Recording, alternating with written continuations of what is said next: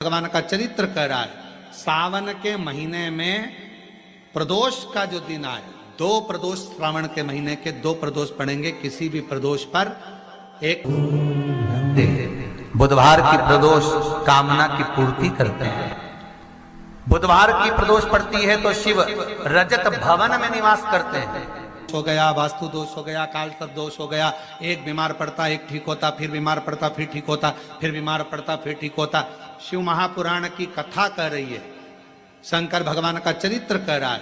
सावन के महीने में प्रदोष का जो दिन आए, 2 प्रदोष श्रावण के महीने के 2 प्रदोष पड़ेंगे। किसी भी प्रदोष पर एक पीपल के पत्ते पर कनेर का पुष्प अपने घर के अंदर रख लीजिए प्रदोष के एक दिन पहले, और प्रदोष वाले दिन उसको बहते हुए पानी में डाल दीजिए। जिंदगी में जो तुम्हारे यहाँ तकलीफ चल रही है, एक उठ रहा है, एक बैठ रहा है, एक बीमार पड़ रहा है, एक ठीक हो रहा है, फिर बीमार पड़ रहा है, फिर ठीक हो रहा है, ये ठीक हुआ, फिर इसको हो गया, फिर इसको कुछ हो गया, फिर किसी को कुछ हो गया, अर्थात शिव का नाम लेकर। और फिर ध्यान देना, इस क्रम को करने के लिए आपको तुम रुकेश्वर महादेव का नाम लेना। प्रदोष के दिन यदि आपको कहीं से शमी पत्र मिल जाए, प्रदोष के दिन यदि कहीं से आपको शमी पत्र मिल जाए, और प्रदोष काल में, प्रदोष का जो समय होता है, शाम का जो समय होता है प्रदोष काल, 4 प्रदोष 5 प्रदोष आप कर देखिएगा कि आपका कोई काम है, कोई नौकरी के लिए आप अप्लाई कर रहे हैं, कोई समस्या बड़ी विकट आ गई है, कोई तकलीफ विकट आ गई है, कोई समस्या विकट आ गई है, प्रदोष के प्रदोष काल में अगर एक शमी पत्र भी आप घर के शिवलिंग को, अब ये करने के लिए आपको मंदिर के शिवलिंग नहीं जाना, अपने घर में जो शिवलिंग, चाहे वो स्फटिक का हो, पारद का हो, कंकर शंकर का हो, लकड़ी का हो, जो शिवलिंग तुम्हारे घर में, कांच का हो, चाहे वो नर्मदा के कंकर का हो, नर्मदेश्वर हो, पाषाण का हो, जो शिवलिंग, चांदी का हो, सोने का हो, तांबे का हो, पीतल का हो, जो शिवलिंग तुम्हारे,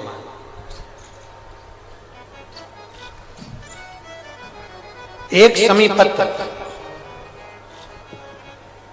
यदि आप भगवान शंकर के शिवलिंग पर समर्पित कर रहे हो, और उस शमी पत्र को उठाकर रात्रि को 9:15 की जो एक मुहूर्त होता है, एक समय होता है, जिस समय पर हम अपने मन की बात भगवान शंकर को कहते हैं, पूर्व में भी इसका वर्णन हम कर चुके हैं कथाओं में। उस 9:15 पर वो शमी पत्र को उठाकर एक कागज में, एक कटोरी में उसको रखते हैं। 4 या 5 प्रदोष के उस शमी पत्र को अपने पास में रखिए, और जिस कार्य के लिए जा रहे हो उसको जेब में ऊपर के भाग में उसको रखकर लेकर जाइए। आपका वो कार्य सफल होकर ही रहेगा, वो रुक नहीं सकता। शमी पत्र में इतना बल होता है, प्रदोष का जो शमी पत्र होता है वो बड़ा बलवान होता है, बड़ा प्रदोष, शिवरात्रि, सोमवार की अष्टमी, प्रदोष भी हर महीने आती है, शिवरात्रि भी हर महीने आती है, सोमवार भी हर महीने 2, 3, 4, 5 पड़ी जाती है।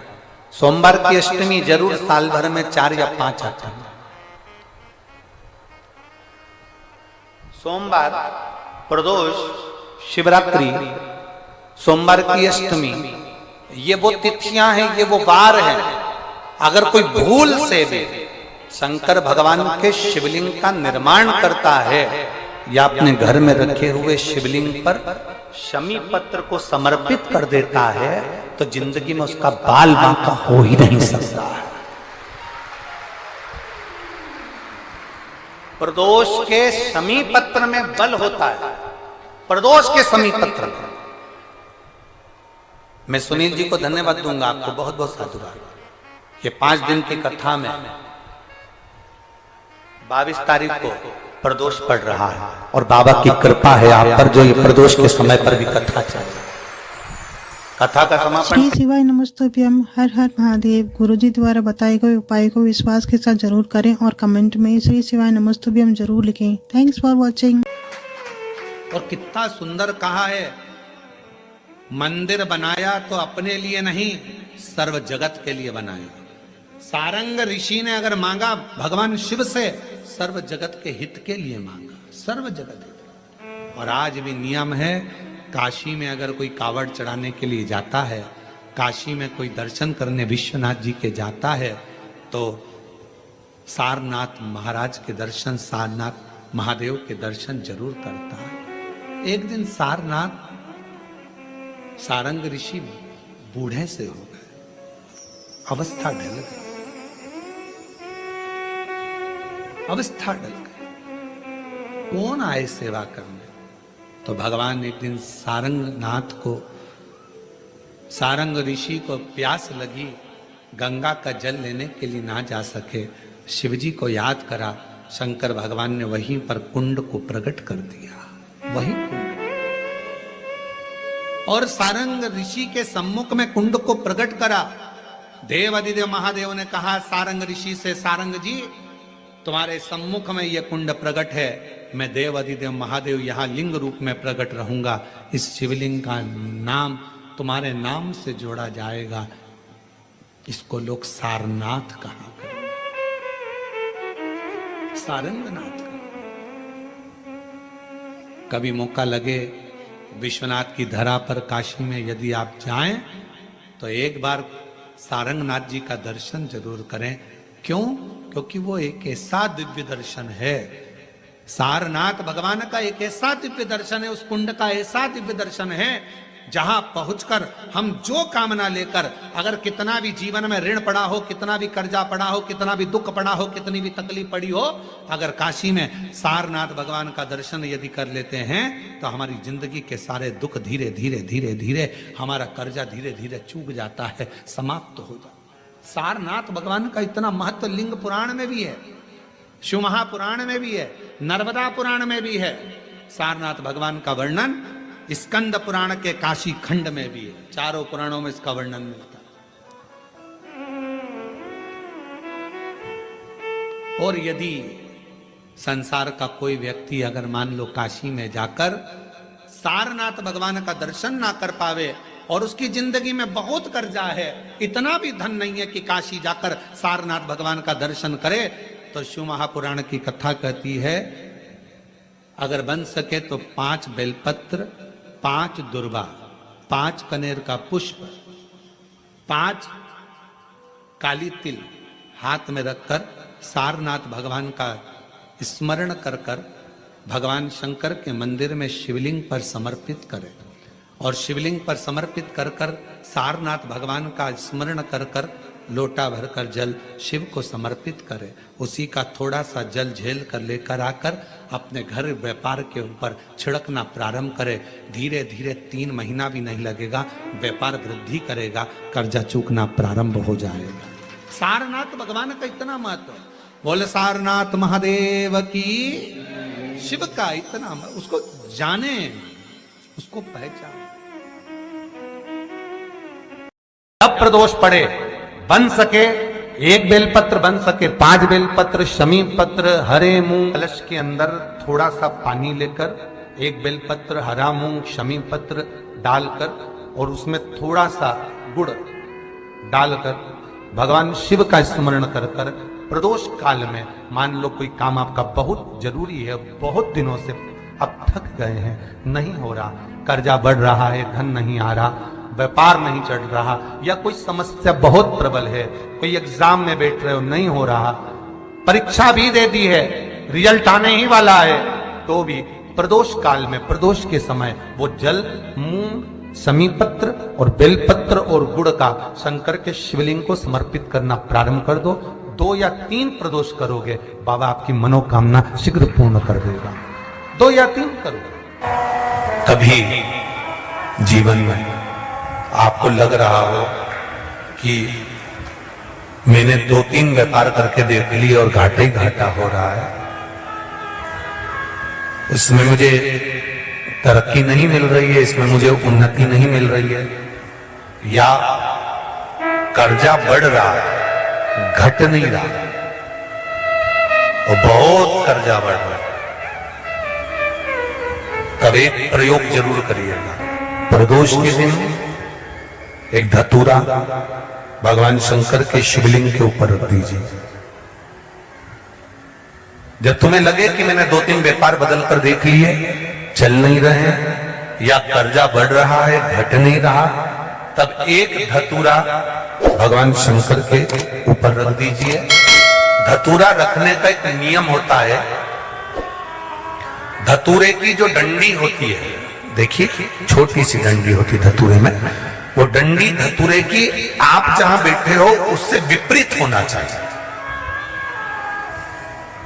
धतूरे की डंडी आप इधर बैठे हो तो धतूरे की डंडी उधर। अपने को लग रहा है कि व्यापार मैंने बदल लिया, 2 बार 4 बार 6 बार व्यापार बदल के देख लिया और कर्जा बढ़ रहा है, पर व्यापार भी नहीं चल रहा। फैक्ट्री डाली वो भी चल बंद हो गई, दुकान डाली वो भी बंद हो गई, कुछ काम करा वो भी बंद हो गया। जहां संबंध के लिए जाते हैं संबंध नहीं होता है, बेटा बेटी बड़े हो गए उनका कहीं जम नहीं रहा, बहुत प्रयास करके देख लिया पर हो नहीं रहा। तो प्रदोष के दिन धतूरे को रखिए पर डंडी विपरीत दिशा की ओर हो और 1 लोटा जल धीरे धीरे उसी धतूरे के ऊपर आप चढ़ाना प्रारंभ कर दीजिए जो शिवलिंग के ऊपर रखा हुआ।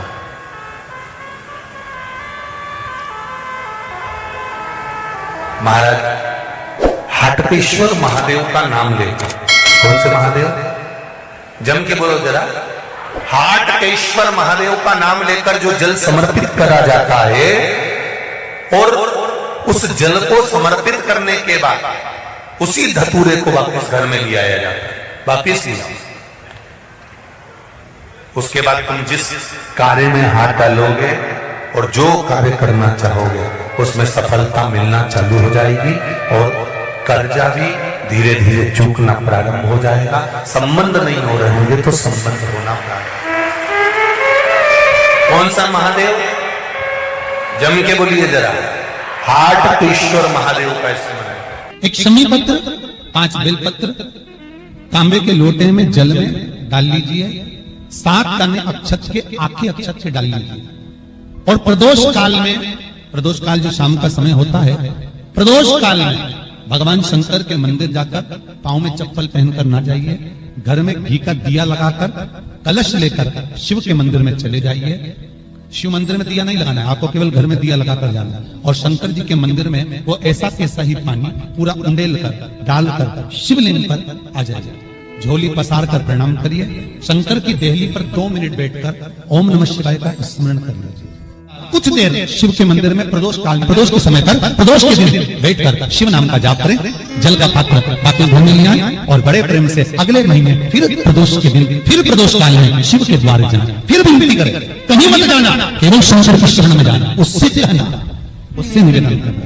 मुझे विश्वास है मेरे शंभु पर, स्कंद पुराण कहती है, शिव महापुराण कहती है, अगर आपने 2 या 3 या 4 प्रदोष ही कर लिए तो मेरा महाकाल बाबा आपकी झोली पर भर ही देगा। खुशी 2, 3, 4 10 बहुत। जब आपको लग रहा है कि मेरे बेटा बेटी, मेरे बेटा बहू या मेरे परिवार का सदस्य ठीक राह पर नहीं जा रहा, सही जगह पर नहीं जा रहा, तो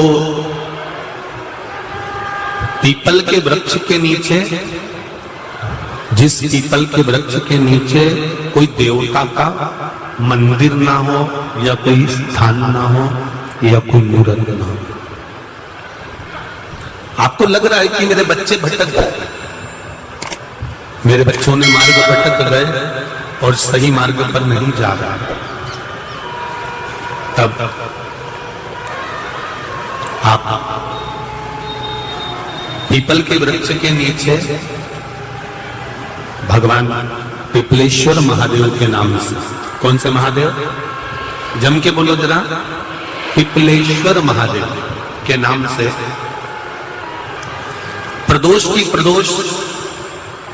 प्रदोष काल में आप पीपल के वृक्ष के नीचे भगवान को पिपलेश्वर महादेव के नाम से दीप लगाना प्रारंभ कर दो।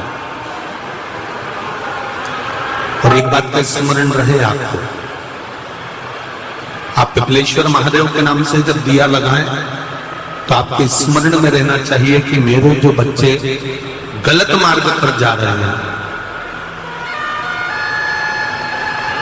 मेरे जो बच्चे परिवार के लोग गलत पथ पर जा रहे हैं, वो उनका मार्ग, हे पिपलेश्वर महादेव आप उनका मार्ग सुलभ करें और उसको सतमार्ग की ओर लेकर, हमारे बच्चे गलत मार्ग की ओर चले गए हैं, उनका मार्ग सुधार दीजिए,